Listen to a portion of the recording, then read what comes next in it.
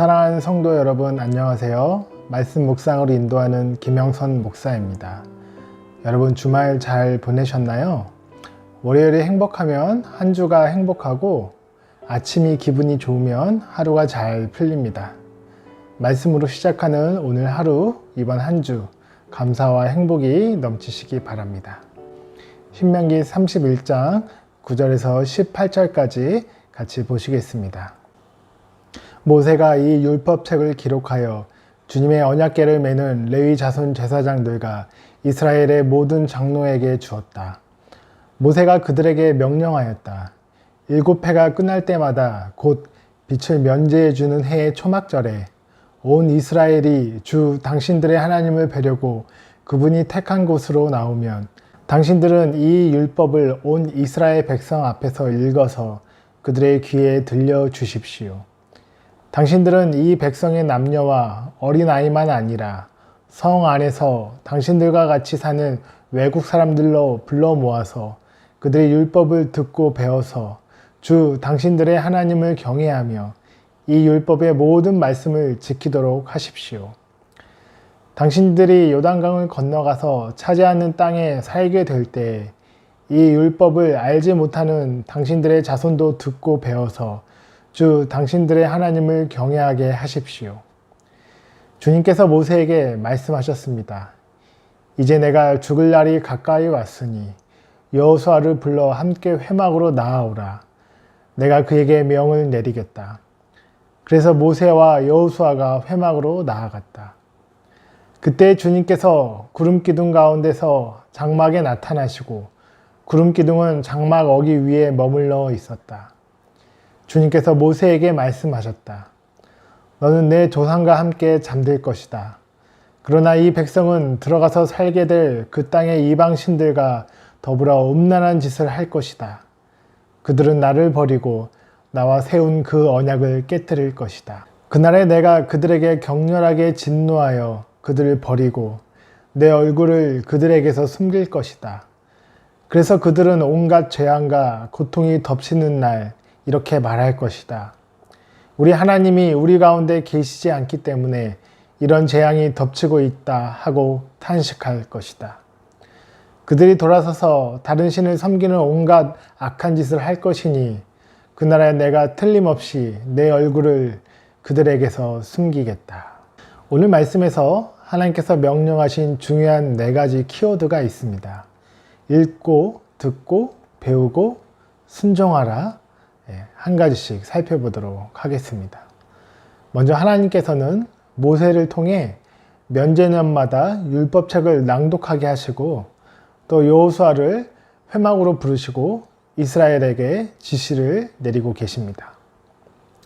먼저 10절과 11절을 보면 7년마다 찾아오는 면제년 온 이스라엘 백성을 모두 율법책을 읽고 들려주라고 합니다.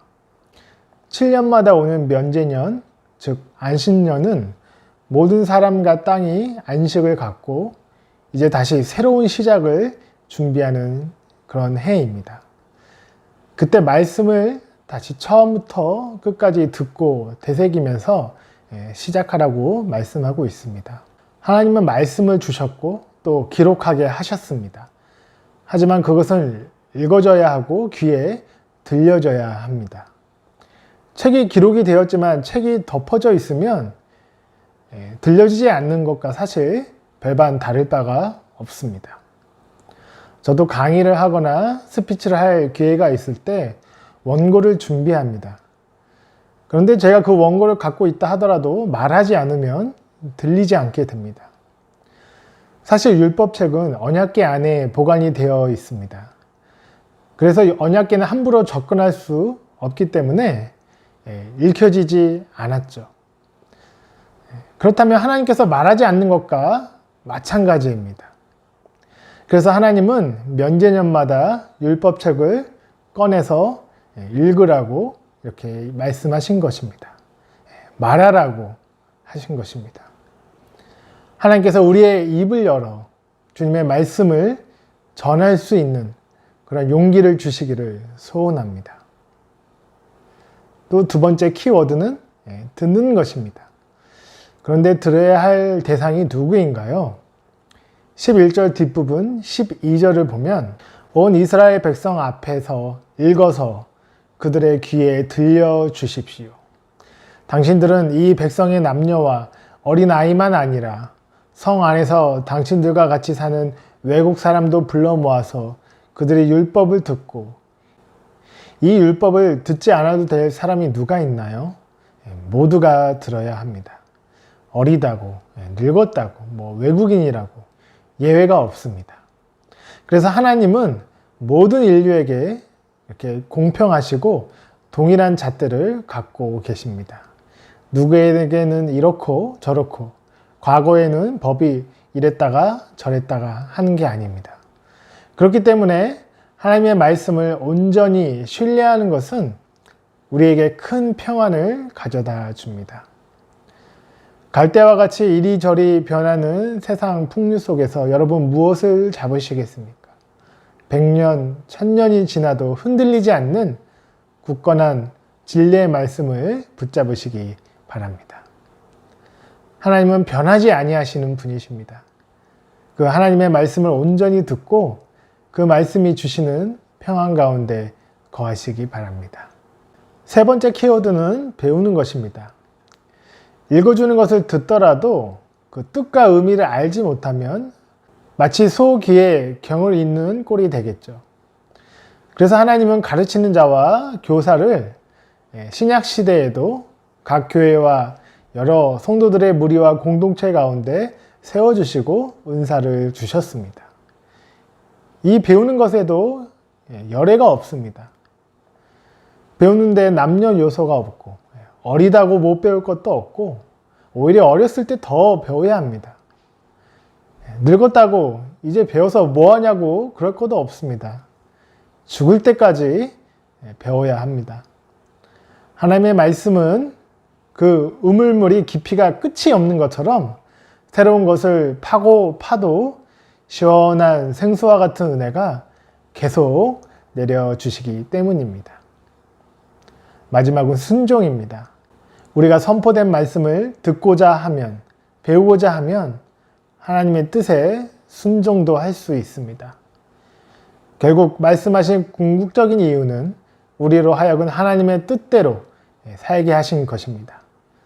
그러면서 하나님과 교제하고 하나님을 기뻐하고 영화롭게 하는 데 목적이 있습니다. 그런데 문제가 있습니다. 36절에 보시면 주님께서 모세에게 말씀하셨다. 너는 내 조상과 함께 잠들 것이다. 그러나 이 백성은 들어가서 살게 될 그 땅의 이방 신들과 더불어 음란한 짓을 할 것이다. 그들은 나를 버리고 나와 세운 그 언약을 깨뜨릴 것이다. 하나님은 이스라엘 백성이 말씀을 버리고 불순종할 것을 미리 아셨습니다. 사실 충격이지요. 지금 이 하나님의 예고는 모세와 여호수아에게만 은밀하게 회막에서 말씀하고 있습니다.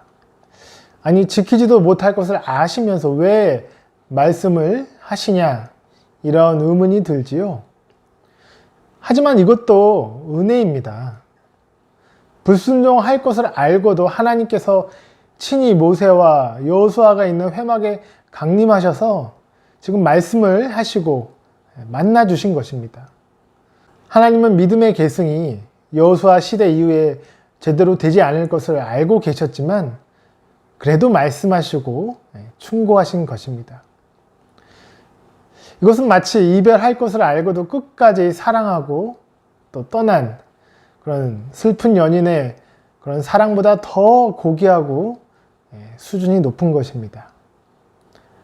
하나님은 아담이 선악과를 따먹을 것을 알지만 그를 만드시고 먼저 찾아와 계명을 주시고 범죄한 후에 버리지 않고 무죄한 동물을 죽여 가죽 옷을 입히시면서 그 수치를 덮어주시고 하나님의 사랑을 드러내 주셨습니다. 나도, 여러분도 우리가 앞으로 하나님 앞에 수많은 불순종의 모습이 분명히 나올 것입니다. 그럼에도 불구하고 하나님은 말씀하신 것이고 우리를 불쌍히 여기시고 구원하신 것입니다. 이스라엘은 말씀 앞에 철저히 순종할 수 없는, 아니 배우지도 않고 듣지도 않고 심지어는 읽지도 않고 나중에는 그 율법책이 도대체 어디에 있는지도 알지 못한 그런 영적인 파산 지경까지 갔지만 하나님은 이스라엘을 사랑하신 것입니다. 오늘 우리가 이 사랑을 다시 확인했습니다. 여러분 어떻게 해야 될까요? 네, 다시 열심히 읽고 듣고 배우고 순종의 자리로 나아가야 합니다. 오늘 새로운 하루가 열렸습니다.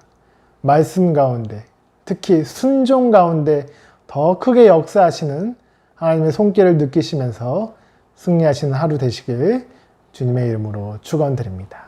기도하겠습니다. 하나님, 오늘도 우리에게 찾아와 말씀하여 주시고 주님의 뜻을 밝히 보여주시고 하나님을 더 사랑하고 순종하도록 우리를 일깨워 주시니 감사합니다.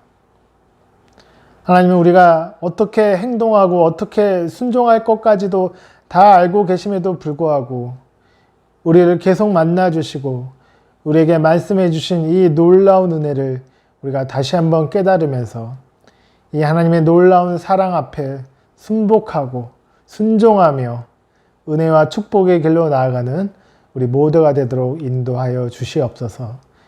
예수님의 이름으로 기도드렸습니다. 아멘.